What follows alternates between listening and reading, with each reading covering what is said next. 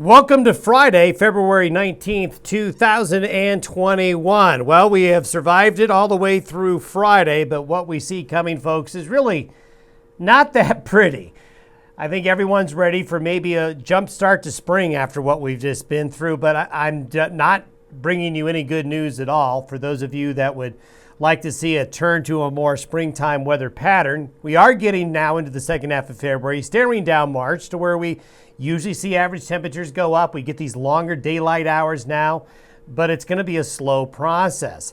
Blowing snow has already been a problem. Interstate 80, as of the recording of this video on this Friday morning, was closed between Laramie and Rollins because of blowing snow, and that's not going to get better. We'll also have blowing snow problems over the mountain passes of Wyoming, of Colorado, and of Utah, with the winds picking up. There's going to be a Pacific wave coming through, bringing mountain snow and some snow showers to the plains later today, tonight, and Saturday. It's not going to be a big snow on the plains, but just enough with the wind to be a problem. The avalanche danger remains elevated and very high, and will get even higher this weekend. Backcountry folks, whether you're a skier or a snowmobiler, if you're going to the backcountry, avalanche dangers are extremely high. Now, we do have a warm-up coming early next week, but a possible storm system mid-week next week, maybe another storm system next weekend, and the long term could be cold and active. Need to let stock growers know, and folks, for long-term planning purposes, is February is going to try to go out swinging. The end of February is just not going to be going into a gentle pattern whatsoever. This is going to be quite a month once we all add that up, and I'll show you why I'm saying that. This is where we are with today's upper level wind pattern. Here we are at 500 millibars, or at 18,000 feet, where most of our weather happens. The colors here representing temperature aloft. The brighter colors, warmer, then you can see the darker colors where the Arctic area is up north. You can see along here is where the jet stream is going to ride today. Now, this is why it's going to be so windy. Strong winds aloft going nearly perpendicular or at an angle to the front range of Wyoming and Colorado. This is going to lead to the high winds. This wave of energy and moisture will be bringing rain and snow to the Pacific Northwest areas later today and tonight, and then overnight tonight into Saturday, it'll be moving into the Central Rockies. This is where that wave is by Saturday afternoon. See how quick it gets here? Things moving along very quickly. So this will bring snow to the mountains and some snow to the plains. Not a lot on the plains, but enough to be a nuisance, combined with the wind and the fact that it's still cold. Yes, it's warmer, but it's still cold. As we get into the wind, this is what the wind is going to be doing today, and you can see the bright colors affecting I-25 and sections of Interstate 80, the high elevations in northern Colorado, and also see these strong winds along the higher elevations of I-70 as well. So that's going to be a problem for travelers, especially with blowing snow in this area here. This is what the snowfall forecast looks like through Monday. You can see a little bit of gray getting out onto the plains, but not a lot. Some areas along the Front Range again. I wouldn't be surprised if some of the Denver area gets into some small accumulations of snow. Colorado Springs again, the Palmer Divide, as we get into late Saturday and Saturday night. You can see I-80 here getting snowed on, and that's going to be a problem for travelers right through here, and really I-80 all the way into Nevada and California as well.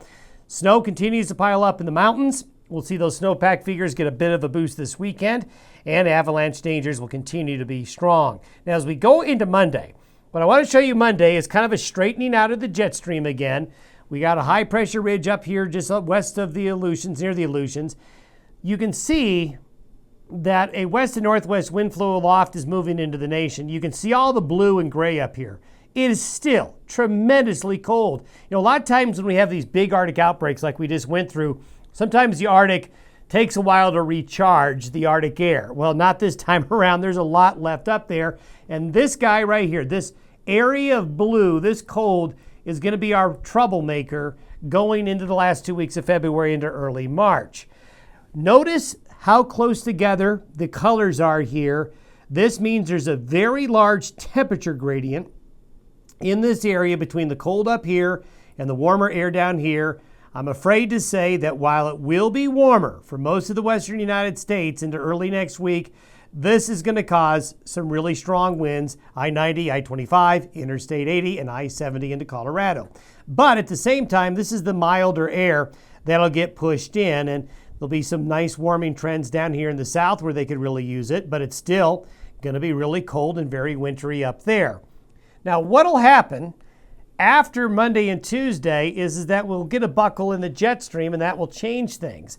These are the winds for Sunday. You can still see they're really strong. These are the winds for Monday. They get even stronger. So I'm afraid to say we're going to have to deal with the wind, folks. By Wednesday night into Thursday, we have a low come off the Pacific and go into Utah and swinging on through. This is storm number 1 that will impact the region. Basically, it's going to get us late Tuesday into Wednesday. Right now, we think it's going to be another one of these storms that hits the mountains with the most snow, but it will cause wind, colder temperatures, and light snows on the plains. Then what happens next weekend is something to really watch. Next weekend, this system right up here that's off the coast of British Columbia Wednesday night and Thursday kicks out this guy here and carves out a deeper trough by next weekend. Notice what happens here. This may look familiar to some of you. We have that high pressure ridge building up in the Gulf of Alaska. Remember, when you build a ridge there, we go into the fridge. Look at the size of this broad trough and look at the penetration, the knifing action of the colder air from those higher latitudes pushing south again. Could this be Arctic outbreak number 2? Well, probably not as intense as what we just seen, but we got to watch this. We really got to watch to see if this comes to fruition. Because if we see a big trough like this get carved out with the ridge up in the Gulf of Alaska, that sets the stage for the end of February and into early March to be really cold because the door to Canada is open and we could see a deep penetration of colder than average temperatures again. Now, I do not expect it to be as cold as what we just went through. It's very, very hard to do that. But when you look at average temperatures in late February and early March, they really start to go up because the seasons are starting to want to get into that beginning of changing. But this is what it looks like by next weekend if I were to show you the temperature anomaly for the northern hemisphere. I want to show you something that really gives us concern because this is the same situation that has just happened. We get this very long stretch of sub-zero temperatures in the Arctic areas, and we have a big temperature anomaly here that goes north to south across the northern hemisphere. When you get the changes in the jet stream like this just opens the door. So the air not only is cold in Canada and the Arctic Circle is coming down into here, but we're getting the air up here as well, able to come over the pole and down into here. So this could be a really big issue if it develops. That's an if, but if it develops, we could have another wave of energy concerns. This is what temperatures look like by next weekend. These are temperature anomalies. Look how cold the western United States gets. And yep, Texas, Oklahoma, Kansas, New Mexico, areas west of the divide get cold again. Now, it's not as cold there. You can see it all warm up there because the penetration of the colder air looks further west. But I'll tell you this, if this gets pushed further east just a little bit, round 2 is going to come our way. This is the new 30-day outlook. This takes us through the 3rd week of March. Look at the 3rd week of March. These are temperatures averaged over 30 days. And you can see that Texas, the Rockies to the West Coast, now forecasted to be colder than normal through the first half of March while the eastern side of the United States warms up again. This looks similar. Again, I'll bring up the year of 2011 as we're continuing to see a lot of similarities to 2011, which was the last strong La Nina like we're experiencing now.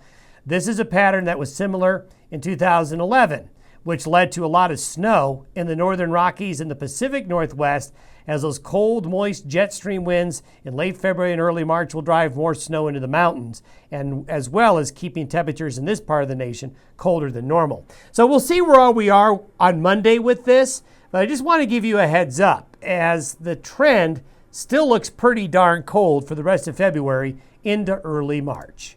Have a great weekend. Stay warm.